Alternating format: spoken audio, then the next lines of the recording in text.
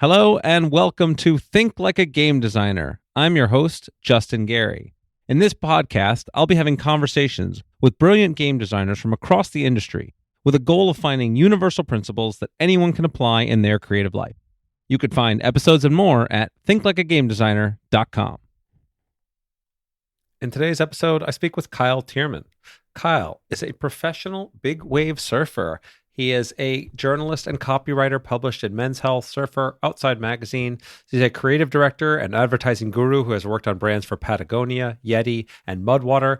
His advertisements and billboards and viral commercials have been seen by over 100 million people.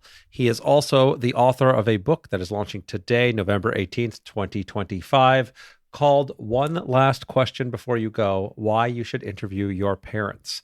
Now, Kyle is a bit of an unusual guest for this podcast, but honestly, he has so many great things to share. Kyle and I were part of a book club together, a writing group that was allowed us to create our respective books. His is getting published a little faster than mine, and we talk about that process, what was valuable about working with Neil Strauss, how deadlines are magic, how to manage the fear of putting something out in the world, including things that are very personal. Kyle tells some stories about how his family was conned out of millions of dollars via conspiracy theories and some of the trauma that led in him in the book as well as in this podcast.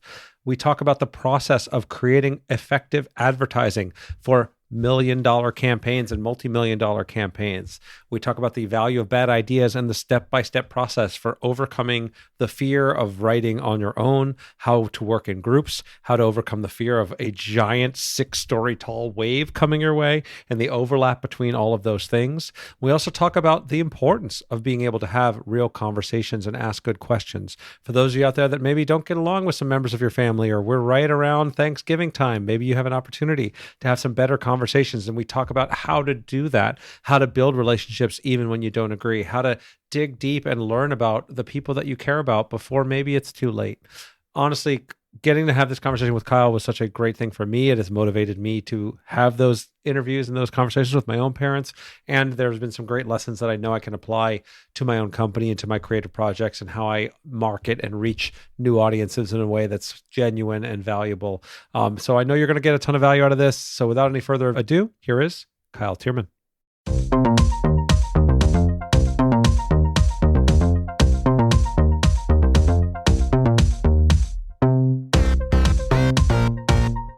Hello and welcome. I am here with Kyle Thiermann. Kyle, it's awesome to get to chat with you in this context. I know. It's been a little while since we've seen each other via Zoom. It's great to catch up. Yeah, so we're gonna bounce all around the place, but just to give the audience some context, you and I met in a writing group with Neil Strauss as we were working on our respective books. And part of the impetus to have you here is that your book is actually going to print very soon. So you want to give people that let's just get that out of the way at the top of the hour here, and then we'll start diving into some more fun stuff in your background and talk more about the book later. Yeah, that was a formative experience, man. Having the structure of someone like Neil Strauss to be able to give feedback and guidance through the initial stages of, just speaking personally, of my book was invaluable. I don't know that my book would be done if it weren't for that writing group. Just the structure, it's like if everyone in that group had done writing, which I would equate to like jogging on the beach, and then suddenly you're put into an ultra marathon setting, and all of a sudden you need to start thinking about nutrition when you do an ultra marathon. You need to think about stretching. You need to think about all these other things that you don't need to really worry about when you're doing like a little 3K. And thankfully we had Neil Strauss, someone who's done many ultra marathons in his life in the writing world. Yeah, and there's a few things that I've learned. One, of course, having the guidance and support of someone who's been there before and knows the path and knows a lot of the pitfalls was amazing. But as you mentioned, structure, and I think the fact that there were deadlines, so the fact that there is, I've often said like deadlines are magic, right? That you're going to be reading, or the group will be reading a section of your book next week. You get it done, right? Whereas if it was just like, I got to write, I have no consequences and I have nobody checking on me, it's a lot harder to force yourself to go through what's a pretty big lift of finishing a book. Yeah, the power of deadlines, and more specifically, the fear of disappointing people I respect, has driven my career. So Yeah. much so that now I will, as an example, I'm writing a piece for Surfer's Journal right now that has kind of a loose deadline on it. And I've been having such a hard time finishing the piece because the editor was just like, oh, yeah, you turn it in sometime in December. And I find that my efficiency goes down like 80% because I can just torture a single paragraph for an hour and a half. And just yesterday, I called a friend of mine who's a writer who's really good. I'm a little afraid of what he thinks of me. And I said, hey, will you look at this draft next Friday? And he said, of course. And then all of a sudden I'm like, okay, I'm on the hook now to send this draft. So it's really useful to understand the power of deadlines. It feels like one of those fundamental concepts, almost like compound interest, that just changes the way you perceive the entire world. Yeah, that's right. And so it's one of those things, no matter what your creative project is, like I always encourage you, like find a way to create deadlines and then put teeth around those deadlines, right? Like you said, having somebody that you respect and say, hey, will you look at this a week from now? Or scheduling a review or something where other people are going to be holding you accountable. It is the best. I think if the single one tool I would choose to make you have your dreams actually come true, I think that's probably the best one I can think of. Yeah. The slight fear of disappointing others is how we reach greatness. Yeah. And let's talk about fear for a second here, because I think this is when I think about the impediments to creative work, right? That fear of embarrassment, that fear of failure, that fear of not being enough and not being able to kind of get it done is I think the thing that blocks people the most. And I think there's an interesting, what we're here seeing as a corollary to that, which is like, how can you use your fear to your advantage, right? How can you make it so that the fear of not trying and not doing the next thing, like drives you towards the goals you want rather than prevents you from moving towards those things you want? Yeah, absolutely. And for me, I have, I was really lucky because when I started, I was not a writer growing up. I was not really even a reader growing up. I loved stories. I loved watching movies, but my parents could not get me to read a book. I think maybe the only book I finished and loved before I was 18 was Ender's Game. And I just read that book like 10 times. And that was just like, book. Great choice. Hit something in me. And, when I remember when I was maybe 10 years old, this is kind of fun. Orson Scott Card came to Bookshop Santa Cruz where I grew up. And I remember my dad taking me to the signing. And I remember asking him a question and being so nervous to ask Orson Scott Card a question. He answered very thoughtfully. And it was very fun. But it wasn't actually until, I was in my early 20s and I had a housemate in this old surf shack that we stayed in. It was just this great surfer and was starting this local surf magazine. And we were kind of talking about how surfing in Santa Cruz, it's kind of like a religion. Like everyone surfs. It's very high value. If you think of like Texas football, like Santa Cruz surfing, like all the surfers are the cool kids in high school. People spend way too much of their time in life just pursuing this thing because that's how you find status in the small town. And we were talking about how a lot of people that we noticed that were pursuing pro surfing were kind of going to end up jobless at 30, like living in their parents' garages, and no one was really talking about that. And we were like, that would be a really interesting story to tell. And he said, well, I'm starting this local magazine. Maybe you could write this article. And I did. It was called The End of the Ride is Pro Surfing a Dead End Career. And I remember what was interesting about that is it was a really frightening creative project because I was really afraid of what other people were going to think of me. And that fear I've now learned is when I know that I'm onto something creatively. Like when it's real, like, ooh, this is scary to do. I feel like I'm walking a bit of a tightrope and there's stakes attached to it. And thankfully, the editor at the magazine, she was really experienced and really thoughtful. And she worked with me. She gave me deadlines and she held me to a high standard. And I remember writing that article, having it come out and feeling this kind of power that I had never felt at any other time in my life. Just like to say it exactly like I wanted to feel the stakes of it, to have the deadline and to submit it, it became a really addicting feeling that I'm still chasing. And now prior to or during the writing of this, you actually were a professional big wave surfer, right? This is that window, and that's kind of how you was your first career kind of focus. Yeah, I technically still am. I still surf for Patagonia. I still love riding big waves. It's incredibly fun. And growing up where I did in Santa Cruz, we were really close to one of the best big waves in the world, a place called Mavericks that a lot of people will recognize, where it's sort of a bathymetric anomaly. So bathymetry is the bottom contours of the ocean, and it just has this reef that comes out of really deep water and will jack waves up to the size of 6-story hotels. And what's unique about Mavericks is that it breaks in basically the same spot every time. So unlike a wave like Nazare that people will also maybe be familiar with, where you really need to toe into those waves because they're all over the place. You can't sit in one spot and have the wave come to you, where at Mavericks, what's unique is you can have a Nazare-sized wave that you know where it's going to break, so you can position yourself and paddle into that. So I just grew up with all those people.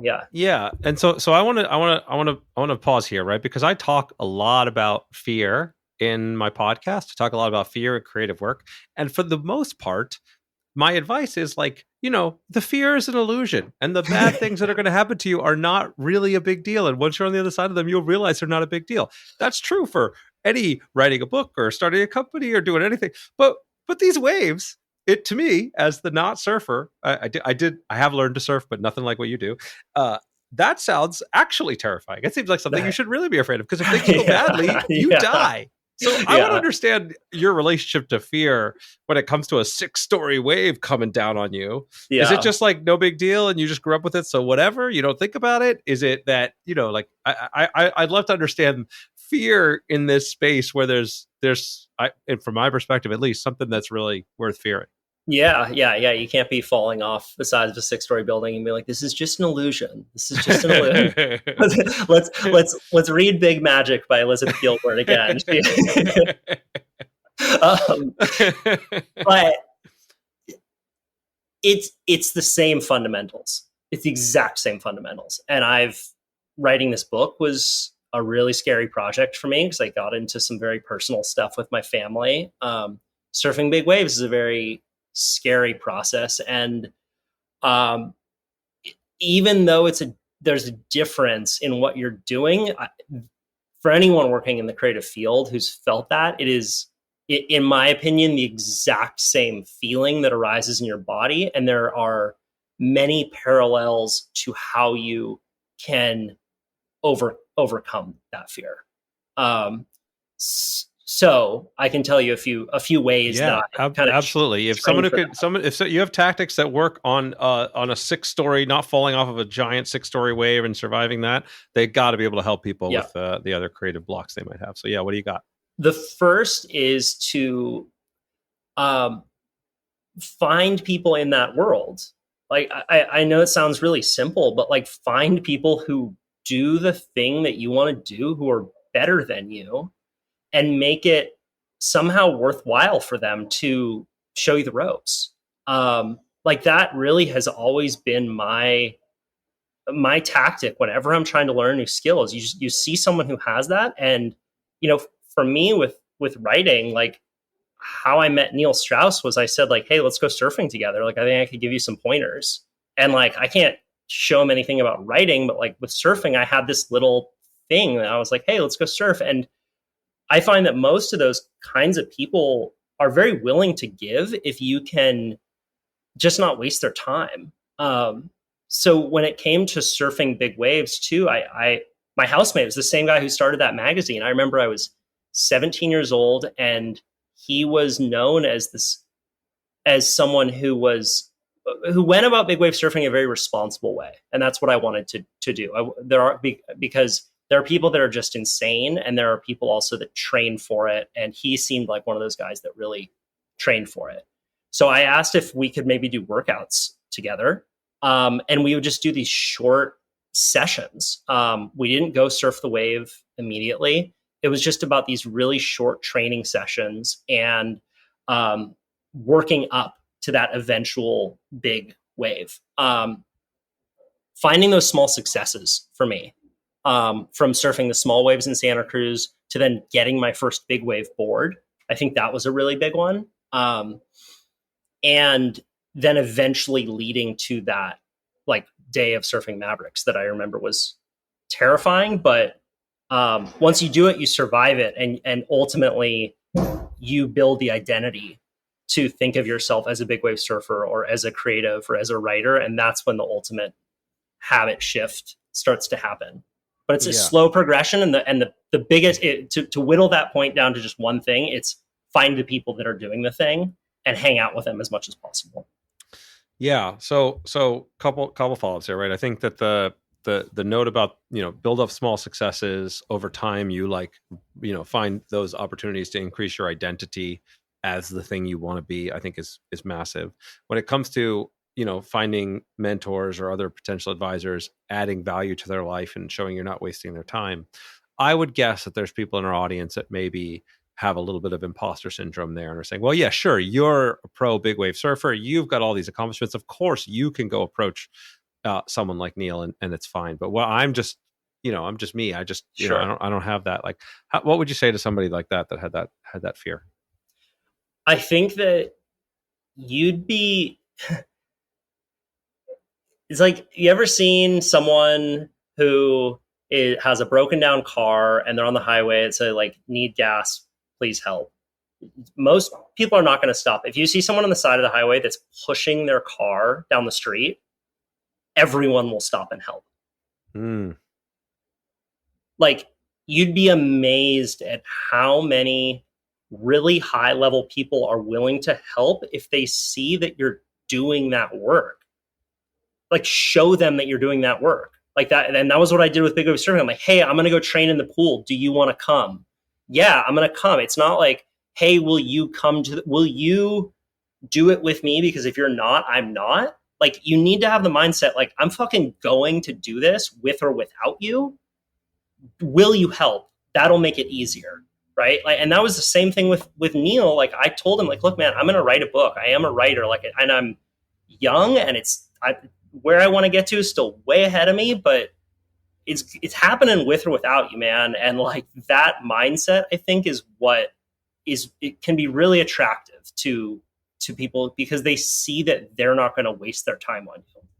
That's fantastic. And I will say, yeah, from my own experience, right, I've had this exact same thing. I get people asking me all the time for advice or to help with their game or to hire them or whatever. But when I see somebody that's actually like, hey, here's the thing I've made, here's the prototype, here's the work I'm doing, like, if you have time to take a look at this, awesome. Or I'm moving forward with this here. My response, just immediately, as you were saying that, my response, it resonated exactly with what you're saying. I'm way more likely to go and help because, again, especially for someone who's a professional and really like far along in the field, they are passionate about the field. They want to be able to talk about these things. They love talking about these things. And so if you can show that you're going to be the kind of person that's going to listen and going to be like motivated and driven, then, you talk about also like how you build your identity, right? As you succeed. And for the people who are at the top of their field, their identity as a successful person is already established, but then, that process of mentoring and helping others and wanting to have an impact takes over too. So you become a kind of role that can help there. So that's really great. Yeah, totally. I mean, the final thing I'll say on that is I remember distinctly my editor at this local magazine, Santa Cruz Waves, telling me, you'd be amazed how many writers will submit a story to me, young writers. I will edit the article for them, bring it back with a bunch of murderous red lines through it and say, send me a new draft, and I'll never hear from them again. That's the moment, right? Where, because the fear is maybe I'm not good enough to be this thing that I want to be so deeply I can taste it in the back of my mouth, like, oh, this is all I want. And to get signal from the outside world that maybe you're not there is painful on a soul level. Oh, But it's so necessary to getting good, right? Like that is the process. And I found that one thing that was an advantage to me when I got into writing was this knowledge that that is like the the feeling of failure is what's moving you forward. So to really get to know that feeling and get to know like, oh wow, these to the point where now if I get a draft back and it's got a bunch of red lines through it, my my first feeling is fuck you, and my second feeling is like thank you so much, that's amazing. yes. Like I've trained myself to know that this is how you get better. If that's what you're really at, if what you're really after is to get good, not to just be recognized and get famous, like that's the process. Yeah. Yeah. No, I've been, God. Okay. So I'll share because you just resonated with me so much. Cause we went through the same writing group together. I got feedback from everybody in the group. I got feedback from Neil. I got feedback, so many things. And I was like ready with my book. I think I even mentioned on previous episodes of the podcast, like we're moving forward. I'm going to get this thing ready to publish. And then I got feedback from James Clear, who the author of Atomic Habits, who's an incredible writer also. And I was very fortunate to be able to have him read my book. And there were several good things in his feedback, but also that massive red line, that massive, like, nope, this isn't there. This needs to be just, and that, what as you were describing it, I felt it so viscerally because that first feedback was like, oh my God, this is months of work. Like this is months of work that I have to go do now. But also, okay, that sucks. And it took me, I'm not gonna lie, it took me a couple weeks to process that. Yeah. And then once I got to the other side, I was like, you know what? This is awesome. This is an incredible opportunity. I've now had multiple legends in the industry I've been able to get feedback from. And this is a great. So my next process over the next couple of months is working on revising that. And a big part of it is so many of the lessons also that we're talking about here, right? How do you make your small wins possible? How do you learn to love losing? Like my book is all about applying the principles of game design to life. And that's exactly the things in games, right? I try to, as a designer, I'm trying to give you lots of little wins along the way and like give you a trail of breadcrumbs to, as you're moving to your final boss. And you try to make the iterative process because you lose all the time in games. You die in a video game or you lose a game of Monopoly with your family and you don't like cry about it and go home, at least hopefully not usually. You learn and you try it again. And like, how do you make life more like that? And so these lessons are resonating with me super, super well. I want to just push a little further on this too, because everything that you've said is incredible stuff that obviously I strongly resonate with in terms of how you get yourself, acclimated to fear and reapproach it and use it to your advantage. But I still feel like there's got to be another puzzle piece here, because as ready as you are, that first time that big wave is coming to you, I feel like there's got to be something else there. There's got to be like, is there a breathing exercise? Is there a focus thing? Or is it just once you're in the moment, adrenaline takes over and the fear is gone? It's all about the lead up. Like, what is it in that moment? Take me into that space. Sure. Yeah. Mavericks is the wave that's the big wave that's very famous that I have a lot of familiarity with. And thankfully surfing is one of those it's a sport that can take you around the world to some very far-flung destinations. That's one of my favorite parts about it, is just the culture of travel in surfing. But we'll talk about Mavs for a sec, which is an hour north of Santa Cruz, and it's a very kind of rugged area up in Half Moon Bay. It's really foggy a lot of the time. There's this, big foghorn that's always blaring when you're walking out along this dirt path. And then it's a long paddle out, so you're not just like in the waves, you're on the beach, you're paddling through successively bigger whitewater for about a half an hour before you make it into the lineup. Pretty often on those days, there's a lot of boats in the water out in the channel. So it feels a bit like a media event, which it really is. Sometimes there's helicopters flying over. You have professional surfers flying in from all over the world, and many of whom are, heroes that I grew up with. So it's an intense environment, and it's very easy to start to feel like you're looking at yourself from the outside.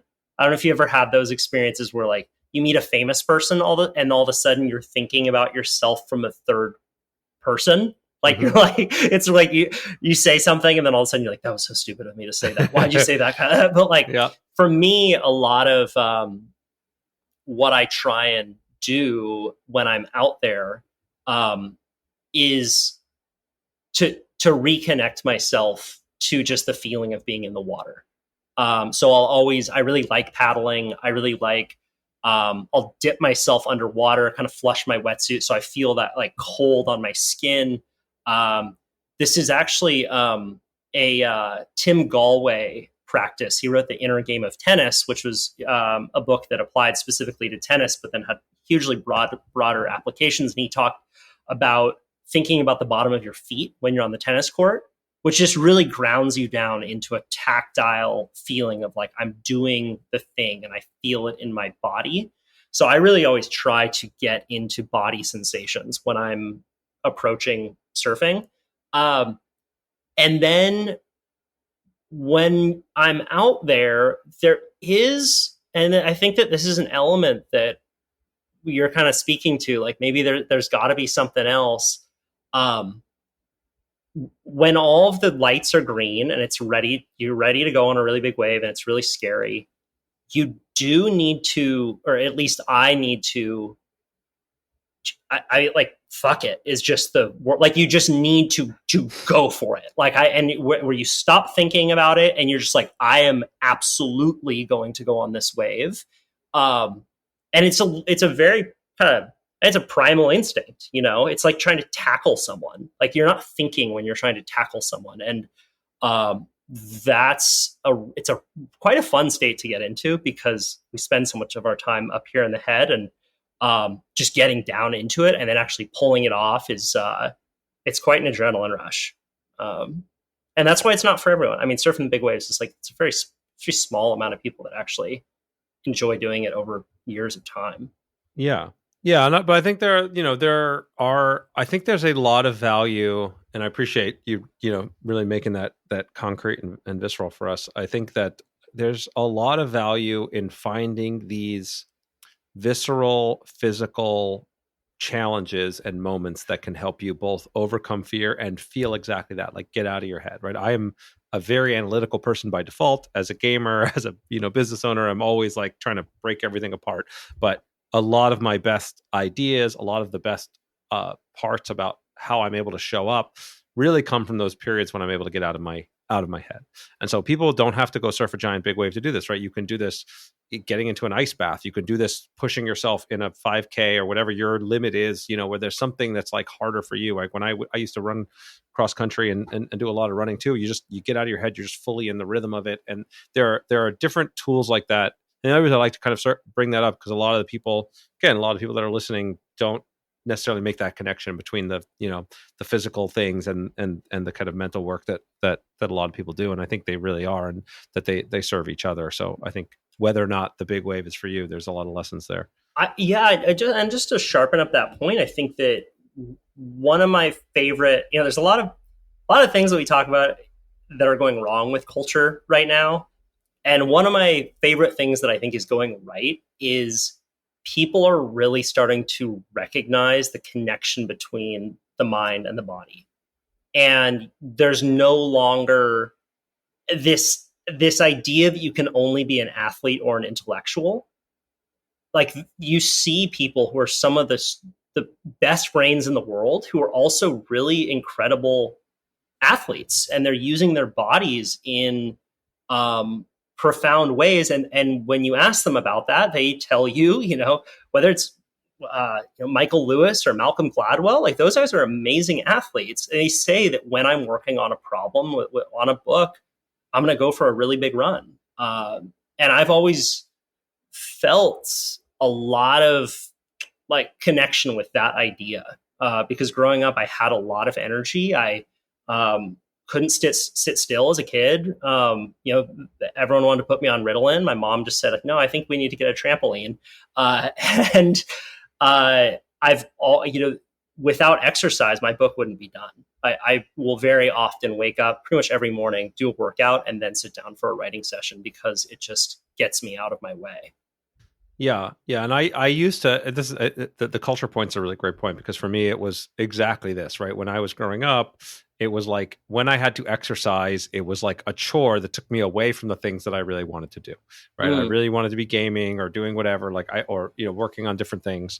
And the exercise was like this thing that took me away. And I have since completely 180'd on that. And like every hour I spend exercising is like a 3x multiplier at least on like the quality of work that I'm able to do and the energy I'm able to have and bring to the other things in my life. So yeah, that shift is so important. And it's again, every little step makes a huge difference. If you are someone who's on the couch, just starting to walk every day is a big deal. If you have never lifted any kind of weight, some amount of that will make a massive impact in your life, and then just keep gradually scaling it, and you'll see the impacts, right? It was such a game changer for me, and it wasn't frankly even all that long ago that I realized it. So definitely grateful for that. What got you into, like, what was your get out the door kind of exercise that got you from 0 to 1?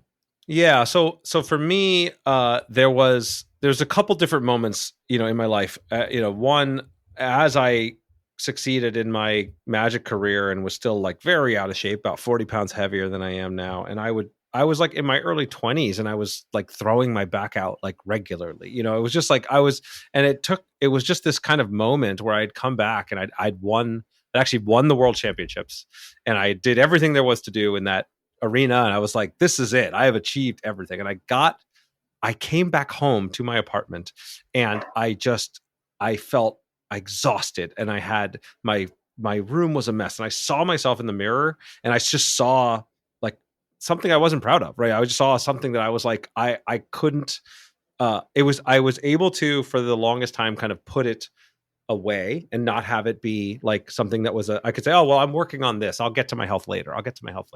And I just was like broken down that I had just thrown away so much of my life in that point. And for me, it was running.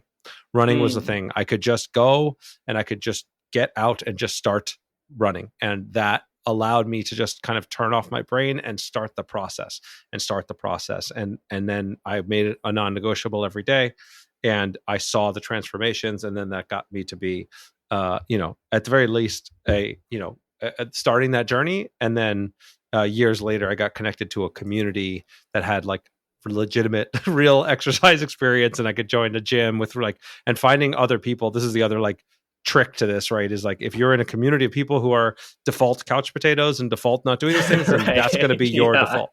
The easiest way, surround yourself with people that are like, they're hanging out on the beach, or they're hanging out going to, doing physical activities, and their norms are like that. You by default will like move to that norm in the same way you had, the cool kids were all surfing, so you became a surfer, right? Where I was, all the cool kids were just playing Magic, or I don't know if we were actually cool, but the kids I hung out with were playing Magic. And so I gradually found more people that were, inspiring in that sense. And that helped push me to where I am now. That's great. I do want to shift a little now from the physical world to a little bit more of the creative and writing world, because you mentioned kind of how you got started as a journalist, and then you wrote for a bunch of magazines, and then you became a creative director and wrote advertising copy for some pretty big companies. You mentioned Patagonia is also a sponsor of yours, Mudwater, which I'm pretty sure I found your advertising and you got me to buy it the kind of mushroom. We got you. Yeah, the first of the mushroom coffees. Or the first one I encountered anyway. What got you into that space? And like, was it just kind of a natural evolution of writing, or what? I'd be curious to learn about that phase of that side of your life. Sure. Yeah. So I started with journalism, and I then got into my advertising career through copywriting.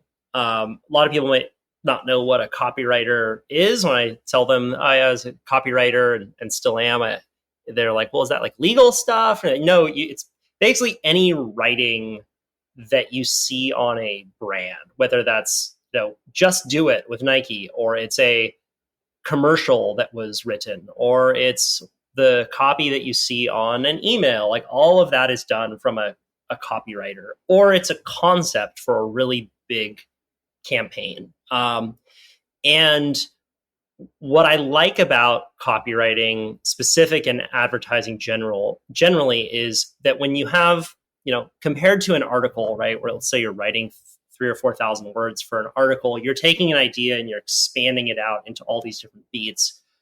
Copywriting is much more like stand-up comedy, where you're trying to take an idea and distill it down to its most essential form that's going to get someone's attention and connect them to this thing that you are selling. And that was really fun for me. One thing I did not know about myself until I got into my advertising career is how much I enjoy collaborating with other people. Writing a book is sort of a solo endeavor. I mean, you're getting feedback, but it's a lot of lonely hours. Doing journalism is very solo. Writing a commercial is a team sport, and you're getting so much feedback throughout this whole process. That's one of my favorite things about advertising. Is you get into writers' rooms, for where there's 3 or 4 people, and you're all coming up with ideas to try and get attention around a product.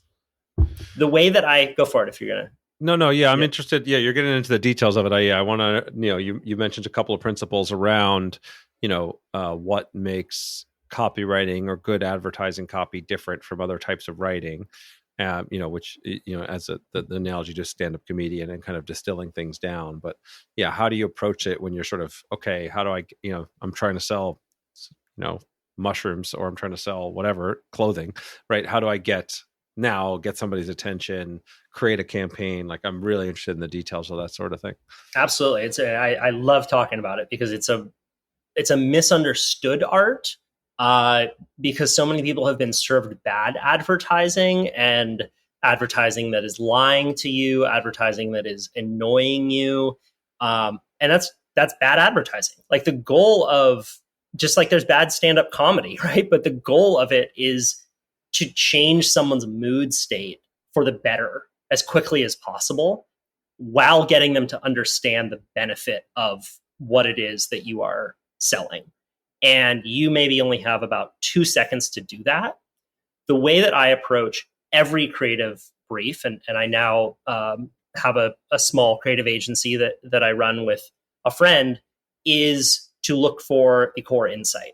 So what I will do, and you can apply this process to your own business, you can apply it to any other business, is you open up could be just a Google Slides doc.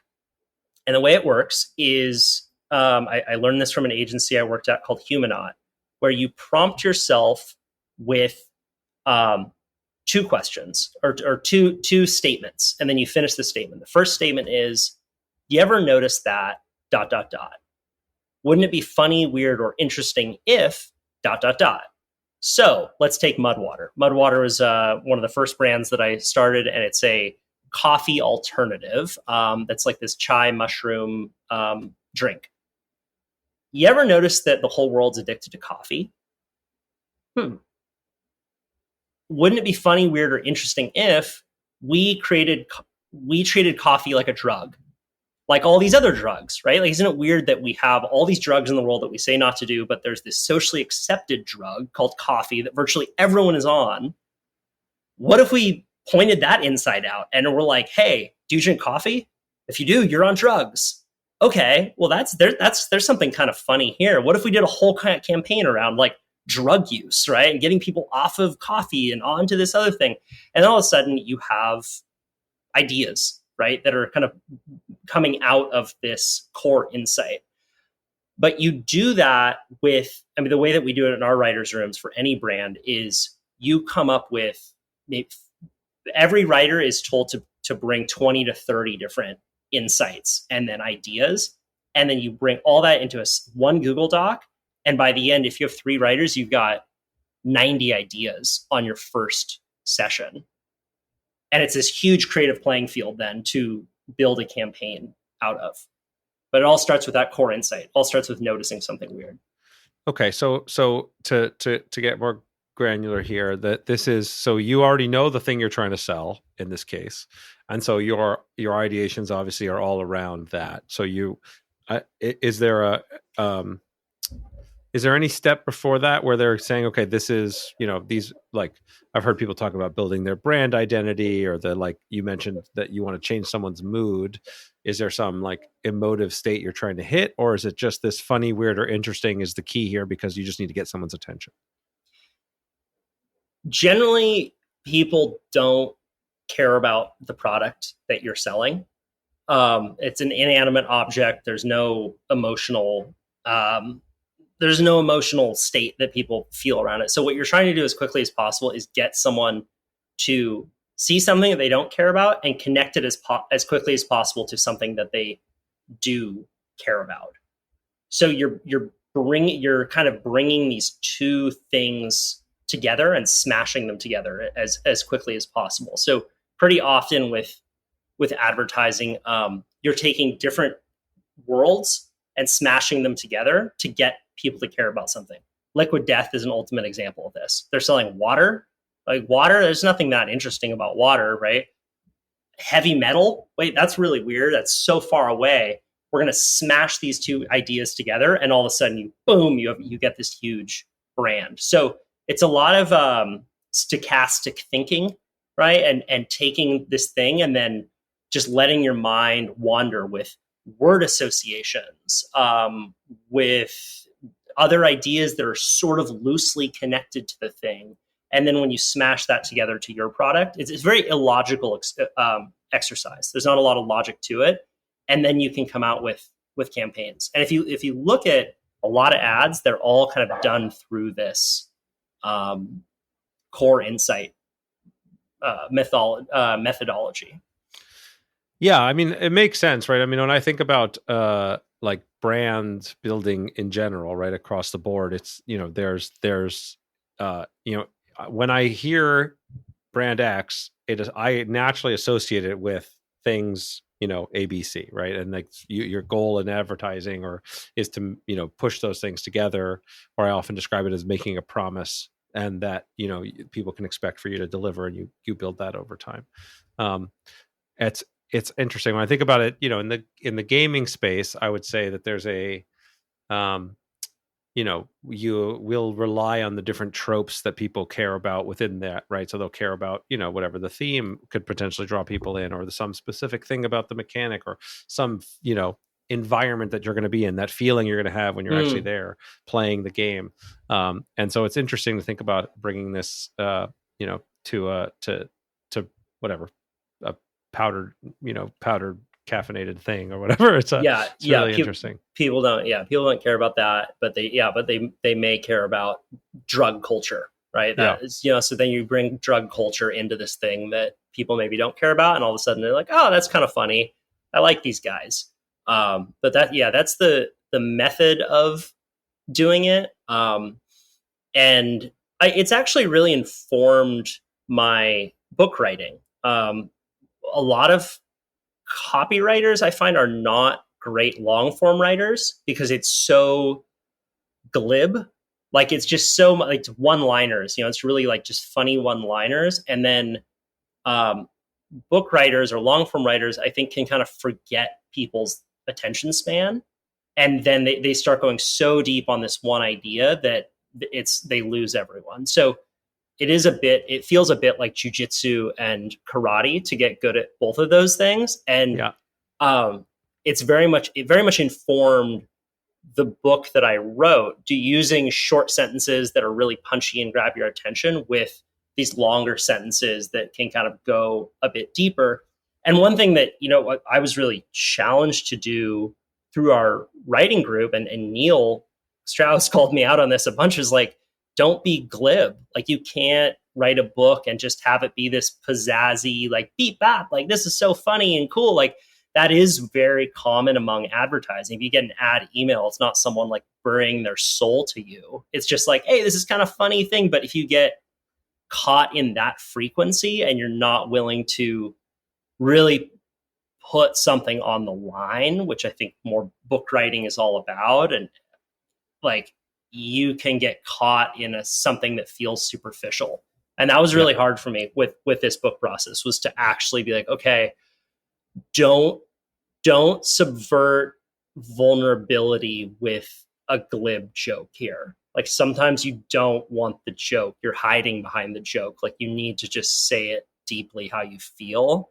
And that then gets back to the scare. Like, when does it feel scary? What feels scary for you to write? And that was a big part of my process with the book, was pulling out jokes and saying how I really felt, and letting some of the writing be angry without a punchline at the end. Yeah. Yeah, no, that makes sense. For me, it wasn't humor that was my deflection, but it was, just more abstract principles, right? I'm very much like, it's like, okay, here's the principle, here's the lesson, do the thing, congratulations. And I was also pushed to the writing groups like, no, you have to actually like make this real. Like you have to like show like, why is this a book that only you can write? And what are the things that like, make this real for you? And so I had to tell tell very personal stories about, some of the biggest failures and pain points in my life. And I was not prepared for that. It was very difficult, but Really? it does, makes it a much more powerful book at the end of the day. But it also was a much more powerful, I don't know, I guess process for me, right? Being able to kind of be willing to be vulnerable and being willing to work through some of these stories that some of them I hadn't even fully processed myself. I found that process of writing to be a little bit therapeutic on my side, and from the audience of reactions of those that have read early drafts of it, it's clearly those are the things that actually stick with people. Like people care about real stories, real emotions, the real version of you. Yeah. Yeah. And that's what, and I think that that's one of the powers of writing, and what keeps me coming back to it is so often when I'm talking, I'm sort of 1 degree away from what I really mean. And if I had a few more drafts, I could like, I wish I could say it better. Like that's what I really meant. And with writing, it allows me to go through it enough times that I can really say what I mean. I remember in an early draft I had, when I just said, okay, I'm going to write the book about my family that is true for me, and what's true is that I had a really close relationship with my mom. And she fell to a bunch of conspiracy theories through my teens, and it totally fractured our relationship. And I had to then use the interview process over these past couple of years of just understanding who she is better, and digging into a lot of resentment that I felt for her, and a lot of resentment that I felt for her husband, my stepdad, for getting her into this kind of stuff. And there was an early draft that I wrote that was so fucking angry. Like it was just, I let it out. I was just like, I'm going to write this like it's my journal. And just giving myself even the permission to be a total petulant asshole, allowed me to then find the lines that were true about that. And then I could say, okay, go through the drafts. Okay, is this necessary or is this just mean? And it allowed the book to have the kind of breadth that I'm now really proud of, and was able to balance those characters in ways where I could see both, the darkness and the hard stuff as well as the light. But if I had just written the book in like a glib, like beep boppy, hey, this is so fun, like it wouldn't have been nearly as useful a process for me. I think I still would have been hiding in some way. Yeah. So let's dig into the book a little bit, because I mean, we talked about the power of stories and the power of being able to kind of tell your story and to write it. And your book is literally about giving that gift to your parents, right? This is one last question before you go: the ability to interview your parents and really dive deep, which my guess is very few people do by default. And so, what, for those out there that, might be interested in this, and of course, to read the book when it's available, but why would people approach their parents in this way? Some might feel pretty awkward, like kind of, let's walk us into this idea in general of interviewing your parents and what that might look like. Yeah. Well, it started for me because I've had a podcast for a long time. I had my dad on my show. He's this old filmmaker, goes to the flea market every weekend, like a haggler, he's never bought a new t-shirt in his whole life. Like he's just a classic deal. Like I never got a haircut. I never paid for a haircut until I was maybe 20, because he, when I was a kid, had purchased a suck cut from the flea market. I don't know if you know it from Wayne's World, like a Flowbee.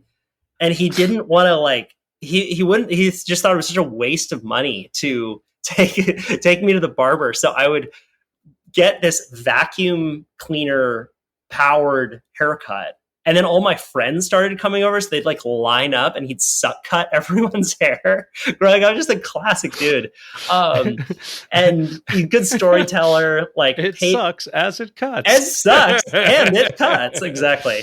Wow. And so I had him on the show, and he's a good storyteller. Had a fun time, and I got a bunch of emails from people who said, "Hey, I'd love to interview my parents. Like, that seems really interesting, cool. Can you like give me some tips and tricks?" That was an interesting insight, right? Like, so that was if we're thinking about this from an advertising perspective, that's what you'd call a little signal boost, right? You said something, you did something where it's like, oh, there's interest around this. I got a bunch of emails around this thing. Maybe I can take another step with it, because people want to know more about it. And my dad said something to me that really stuck with me, where he said, he's like, yeah, that was a really fun podcast. And also, if we weren't recording, I don't think you ever would have asked me those questions. And it just was like, oh, fuck, like, that's so true. Like, I don't ask you questions. Like, you've lived this crazy life, and the only reason I was asking you questions is because I had you on my pod. Like, I feel bad. And isn't that interesting that we're not really taught to ask our parents questions about their life? That's not a skill that is culturally encouraged. And that got me down this line of thinking, like, isn't it, to the, like, you ever notice that, it wouldn't it be weird, interesting if, like, isn't it weird that we grow up and we're so encouraged to have the right answers to things, and we're tested on having the right answers, and we're never tested on having the right questions. We're never, like, that's not a skill that you get out of high school having learned, like, let's take a class in question asking. But for me, man, like, that is, if I've had any success in my life, it's just from being able to ask better questions. That's what's allowed me to, have some interesting people on my podcast. It's what's allowed me to get into cool job experiences, is just like that feeling of like, I don't know, and I'm willing to just sit here as an empty cup and figure out how to ask questions. And as you know, as a podcaster, there's a real method to pulling stories out of people. A lot of times we say, like, hey, do you have a good day? Yes. Cool. That's it. Boom. Like, but there's a lot of techniques that you learn about how to bring someone into a story or a moment. And I developed a lot of those skills. So I'd had all that kind of stuff thinking, right? And I was like, well, okay, well, maybe I'll just do like a how-to book on question asking. And then there was this big kind of elephant in the room, which was, man, I feel a hell of a lot of pain and resentment and anger and just like unresolved feelings about conspiracy theories, and like having it become so close to home. Like, it's all in the book, but like, I mean, my parents lost millions of dollars to getting duped into these various conspiracy theories. And it hurt. And maybe I can use some of the skills of question asking and apply it to this really personal narrative. So that was ultimately then where I was like, ooh, I think that I might be willing to dedicate the next 3 years of my life to writing a book about this. Yeah. Incredible. And yeah, I've gotten a chance to read some of this, and I can attest that these are stories worth sharing and absolutely fascinating. I think there was a nugget in there as well, that the seed for this was you just put stuff out there, and you interviewed your dad, and that you got feedback immediately from your audience or from the world. And I think that that's like just something to be one, just putting a lot of things out there, because you never know what stuff is actually going to resonate, and two, being open to where that where things come back and where it's worth pursuing based on things that you overlap with your interest and the audience that's out there.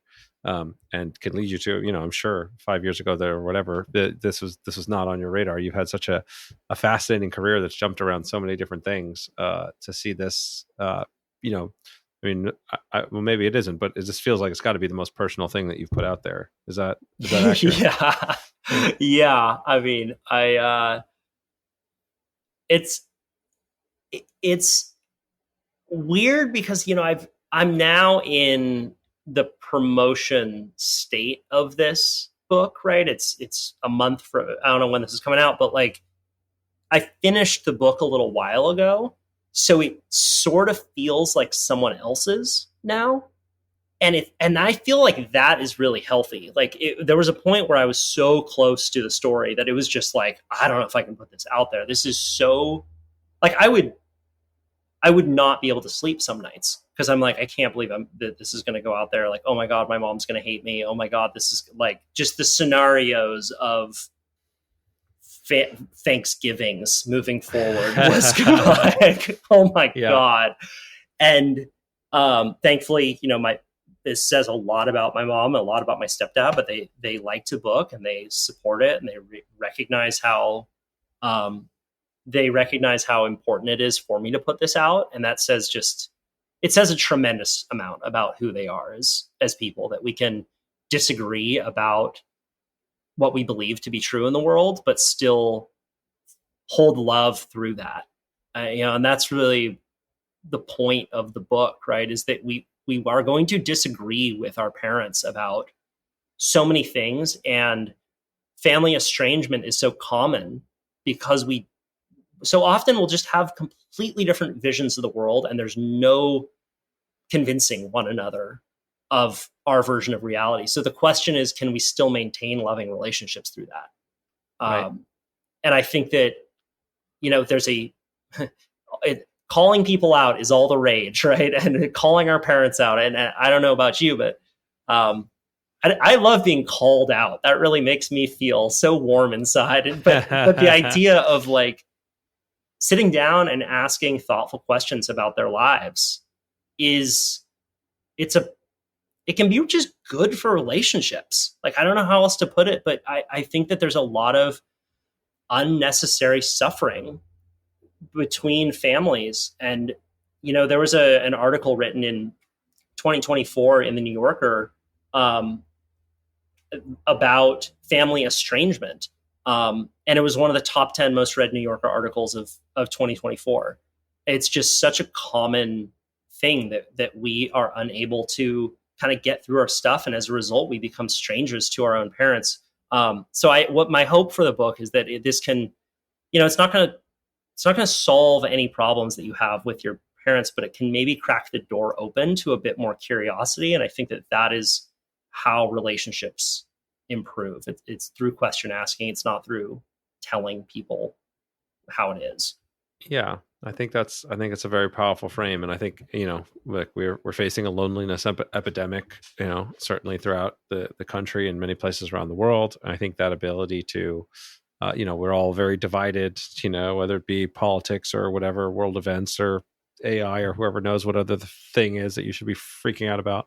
But that, just taking the time to understand where other people are coming from and listen and recognize that, the story you're telling yourself is just a story and other people have different stories, and just trying to understand and be able to relate to that, even if you don't agree, is really powerful. I know it's something that's changed my relationships, not just with my family, but with my partner and friends and people within my, that I work with.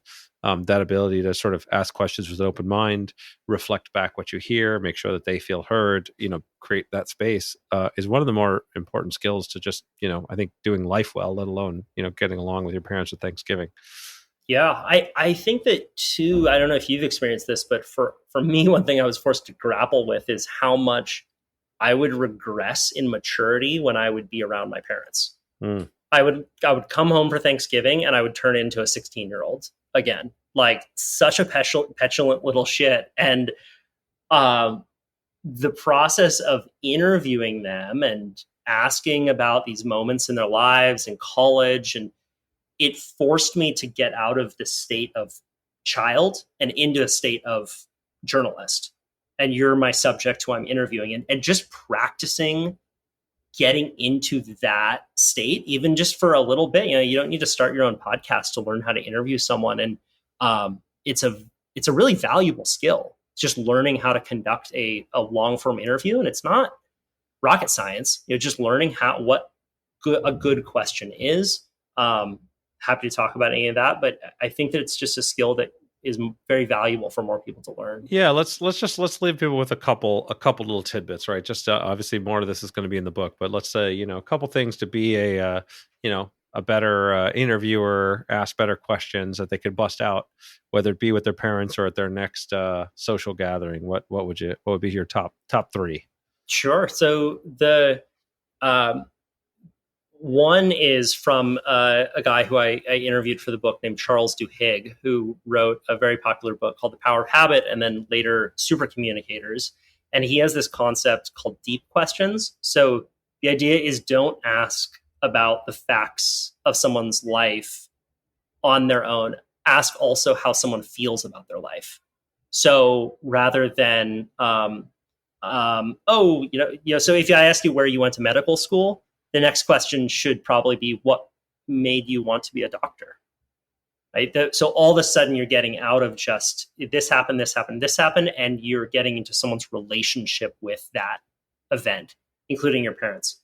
The second is try and get into more specific questions. So this comes into research, right? Like you did this for our podcast. You're asking more specifically about moments in my life that allow me to get into that moment specifically. So let's say with your parents, one thing that's really interesting to talk about too is what culture was like when they were in their early 20s, right? So if you with my mom, I asked, where did you went to Berkeley school? Tell me about what the culture was like at Berkeley during that time, because you're going to get informed as to what the world was like when their adult brain came online.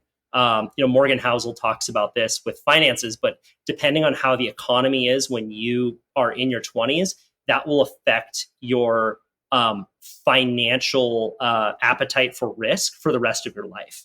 Okay? So learning about what the world was like when they were in their 20s is also what Meg Jay from the Defining Decade talks about. It can give you a window into how they see the world now.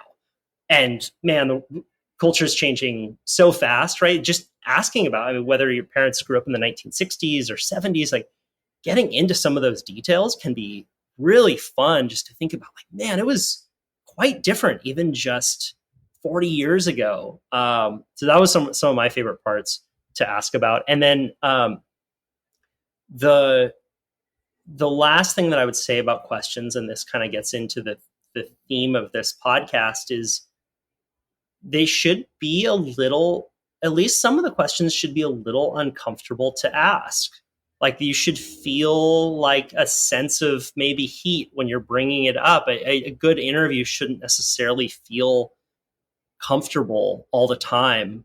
One of the guys in the book who I know you've had on this podcast, and he's just, I think, a lovely human, is Derek Sivers. And he told this story about being with his grandfather when his grandfather was on his deathbed. And he said the whole time he was with his grandfather, he had this big, unaskable, burning question in his brain. And he couldn't ask it. And the question was, what's it like to know that you're about to die? So then at the end of their time together, he said, okay, I'm just going to ask it. And the moment he said, what's it like to know that you're about to die, his grandfather's face just lit up.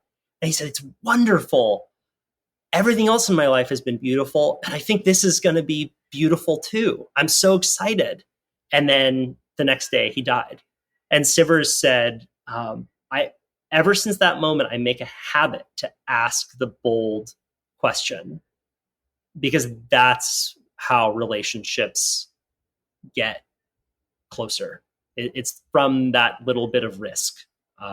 So I would encourage anyone who might be willing to or interested in asking their parents or interviewing them to take a little bit of time, maybe do a 10-minute journal session and write down questions that might be too bold to ask them. I love it. I love it. What a great I think that's going to be a great place to wrap this one up. I think that's I actually my dad is coming back into town tomorrow, and I've committed to applying some of these principles to go through this process with him. So you've already impacted me, and I know you're going to impact many others. Thanks. So Yeah. Well, so thank you. Thank you. It was really fun doing this show with you. And one thing I had been wanting to say to you that I didn't get to say is I read Tomorrow and Tomorrow and Tomorrow this year, which maybe some people in this world will know. It's a book about game designers, and it is maybe my favorite book of all time. Have you read this book yet? I have not. Oh my God. And people who are gamers, Tomorrow and Tomorrow and Tomorrow is such a fantastic novel about these two young game designers that it's really a book about creativity. It's about how to deal with the highs and lows of making a big game, which they end up doing. So that's that is my book rec for everyone out here. Tomorrow and Tomorrow and Tomorrow. It is just a wonderful read. Okay, great. Well, I'm buying that right now. So, in addition to buying what I recommend as a book to buy, Yeah. which is one last question before you go, why you should interview your parents, which is when it's available for pre-order now. We'll have a link in the show notes, and it's launching November 18th. Okay. Yeah, it's available for pre-order now. November 18th is launch day, and we're going to do a big store tour at Patagonia stores all around the country. So if you happen to be in one of the cities, like, please come out. Would love to meet you in person. Well, okay, then you know what? Since we already did the wrap up, but I'm interested since you added an extra thing. Like I didn't really dig into the whole marketing and launch side of this because I think that part's also fascinating too, right? Like, how are you, going touring Patagonia stores? Something pretty unique to you. Obviously, you're on a podcast. This podcast not exactly your audience, kind of a different vibe potentially. How did you approach? You said you're a different persona. The person that wrote the book is over here. Yeah. Now the person that's marketing the book is over here. How does marketing Kyle approach this project? And yeah, maybe we could spend a few minutes on that because I always find that part really fascinating. I love talking about this stuff. So yes, yeah. let's do it. Going back to what I said around feeling a bit like it's someone else's book at this point is an intentional choice. And it's intentional because when I am hired by a brand to sell one of their products, to do an ad campaign around what they're doing, part of the reason that I am hired is because I'm not too close to that product. If you're a founder of a company, whatever it is that you have built is your baby. And you have such a close perspective to this child, that it's impossible it's really hard to see it from another perspective. And I think that's why the line that advertisers use is, you can't see your label from inside the bottle. When it comes to marketing a deeply personal book, I have had to pull myself away from that material. And Tim Ferriss talks about this a lot, where he won't let himself think about the marketing until he's done with the creative process. And I really took that to heart because I think it's just so easy and so seductive to start thinking about the marketing stuff while you're in the deeply creative part. And I have had to not think about this until now. I guess I've been thinking about it more for like the last 4 months. As the book's done, and now in my mind, I am selling someone else's book because otherwise it's just too, if I get rejected from a podcast or if a news outlet doesn't want to interview me, like, it just feels too painful. Like, oh, maybe I'm not good enough. They don't like it. And to depersonalize the experience of marketing allows me to just go out there like I'm selling someone else's thing. So that's from a psychological perspective. Now I feel like it's someone else's book. Yeah, but how do you do that, right? Like, how do you get yourself to that place? Because as you said, you can't see your own label from inside the bottle. Or like, I feel this a lot as an entrepreneur. Like, I love my games. I love the products I put out there. my relationship with them is not the same as my customer's relationship to them and what's going to sell it. Like, is there some process that gets you to do the thing that previously other people have to hire you to do for their project? I would recommend just as best you can pretend like it's someone else's, just for shits and giggles, pretend like it's someone else's, and then write down a bunch of really bad marketing ideas for this someone else's project, whatever that, like, and write down like 50 bad ideas. Like I had an idea just this morning where I was like, maybe I should burn the whole first draft of my book, like almost do it like a ceremony, like, because you have all these pages of old drafts, right? So like maybe I should take it to the beach and just like burn it, and that would be a funny marketing idea. Okay, maybe I should get what if I got like professional athletes to interview their parents?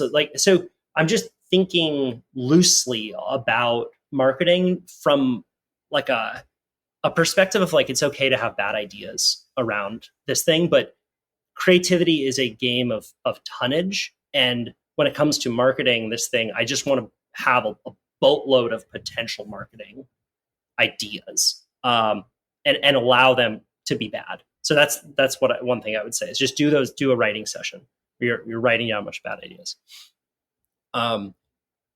Then when it comes to what I'm actually doing on like from a tactical standpoint, the last few months I've been spending a huge amount of time finding people who I think will enjoy the book and offering to mail it to them and not asking for anything in return. Because one thing that is really hard to do is to pitch yourself on all these like podcasts, and most people I think get just they just get so many requests, and it doesn't feel good to get those requests all the time. So the way that I'm going about it is much more of like hey, I'd love to mail you a book. No questions asked, no expectations, but if you like it, like, we'll see. But just to try and be more generous, like have marketing feel like an act of generosity rather than an act of like, give me, if that makes sense at all. It really is but from a mindset standpoint, like thinking about this as like one of those candles that you like light up into the sky at night, and just it sets off. And it's like, if people want to see it, that's great.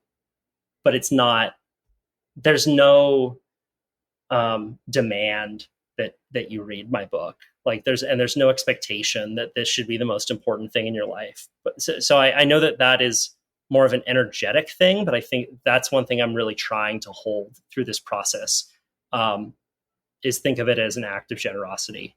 I think that's so powerful. I mean, I can absolutely relate to that. It's the same advice I give when people are like playtesting a new game that they've done. Like, you really need to pretend like it's somebody else, like some bizarre other designer or an alien that's come down with this thing. And now how do you evaluate it and what do you do with it? Disentangling your ego from the outcome. And then, this idea of like being generous, which I think is really the key to great marketing, right? Is not just like, I'm trying to get people to buy my thing or pay attention to me, but I'm like trying to find the people for whom this thing will be actually valuable, make the most valuable thing you can, find the audience who will find the most value in that, and then just, put it in front of them, give them that thing. And that's all you can do, right? Yeah. So I've heard that something like 90% of book marketing is just word of mouth. Yeah. Like there's only so much you can do to try and create this little sonic boom at the beginning, but at the end of the day, it's going to be people who either want to talk about it or they don't. And one line I heard about art recently that I really liked is the deeper it goes within you is the further it travels into the world. I love that. And that's the point of like going into that really scary spot early on that you really don't want to do, is that later on it has the potential to travel out a little bit further. Yeah.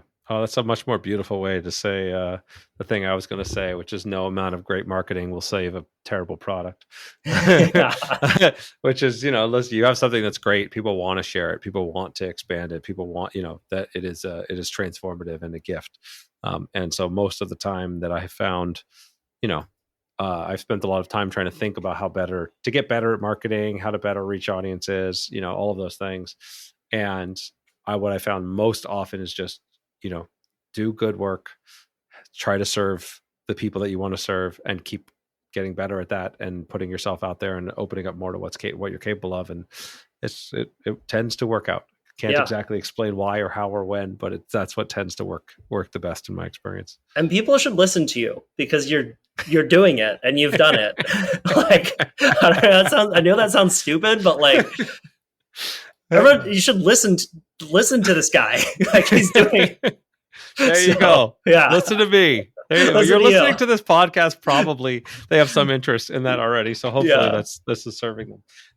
But I also think that people should listen to you, Kyle. I'm so impressed by the time we've gotten to spend together, the gift that this book is, and I really do mean that. I mean, this is such a powerful frame that if for everybody that gets to build that extra bit of connection to their parents, to their family, gets to ask the questions that you might never get to ask, right? I'm very lucky. Both my parents are still alive, but they are, they're getting old, right? And for some people, they've lost that opportunity already. And so I think for everybody out there that has that chance to build that connection, and you're going to help them do that. So I'm grateful to get to help spread that message as best I can. And thanks for coming and talking about it. Thank you. Thank you so much for listening. I hope you enjoyed today's podcast. If you want to support the podcast, please rate, comment, and share on your favorite podcast platforms, such as iTunes, Stitcher, or whatever device you're listening on. Listener reviews and shares make a huge difference and help us grow this community, and will allow me to bring more amazing guests and insights to you. I've taken the insights from these interviews, along with my 20 years of experience in the game industry, and compressed it all into a book with the same title as this podcast, Think Like a Game Designer. In it, I give step-by-step instructions on how to apply the lessons from these great designers and bring your own games to life. If you think you might be interested, you can check out the book at thinklikeagamedesigner.com or wherever fine books are sold.